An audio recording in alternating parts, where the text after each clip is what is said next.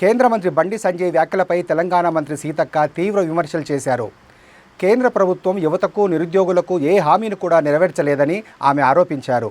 అభివృద్ధి గురించి చెప్పేందుకు ఏమీ లేక మత రాజకీయాలు చేస్తున్నారని మండిపడ్డారు. హిందూ ముస్లింల చర్చల ద్వారా దేశాన్ని కించపరచకుండా అభివృద్ధి ప్రాతిపదికన ఎన్నికలకు రావాలని మంత్రి సీతక్క సవాల్ విసిరారు. సంవత్సర కాలంలో 54,000 పైగా ఉద్యోగాలిచ్చి రేపు మళ్లీ ఉద్యోగాలు కోడైపోగానే ఇవ్వడానికి మేము సిద్ధంగా ఉన్నటువంటి ప్రభుత్వాన్ని ఈరోజు మరి అత్యంత దారుణంగా విమర్శిస్తున్నటువంటి బీజేపీ నాయకుల నోర్లు మూయించండి. ఎమ్మెల్సీ నరేందర్ రెడ్డి గారి యొక్క మరి వారికి ఒకటో ప్రాధాన్యత ఓటేసి అత్యధిక మెజార్టీతో గెలిపించి పనిచేసే ప్రభుత్వాన్ని సపోర్ట్ చేయండి, పట్టం కట్టండి.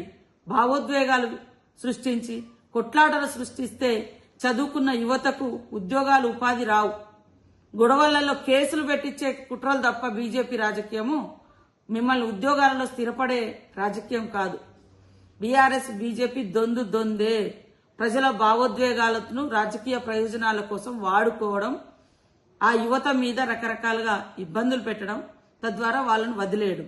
కానీ పనిచేసిన ప్రభుత్వం, పని చేస్తున్న ప్రభుత్వం, ఇచ్చిన మాటకు కట్టుబడి ఉండేటువంటి ప్రభుత్వం సీఎం రేవంత్ రెడ్డి గారి ప్రభుత్వం, సోనియమ్మ ప్రభుత్వం, ప్రజా ప్రభుత్వం, ఇందిరమ్మ ప్రభుత్వం. కాబట్టి ఈరోజు అనేక మందికి ఉద్యోగాలతో పాటు ప్రమోషన్లు, ట్రాన్స్ఫర్స్, జటిలమైనటువంటి అనేక సమస్యలను పరిష్కరించిన ఘనత ఈ యొక్క ప్రజా ప్రభుత్వందని తెలియచేస్తూ, అయ్యా బండి సంజయ్ గారు, మీకు యుద్ధం చేయాలనుకుంటే పాకిస్తానీ తోటి మీరు భారత సైన్యం అక్కడ సరిహద్దుల్లో ఉన్నారు, వాళ్ళతో వెళ్ళి చేయి కలపండి, వాళ్ళను మనోళ్లను మంచిగా సపోర్ట్ చేయండి, అక్కడికి వెళ్ళి మనోధైర్యంగా కల్పించండి.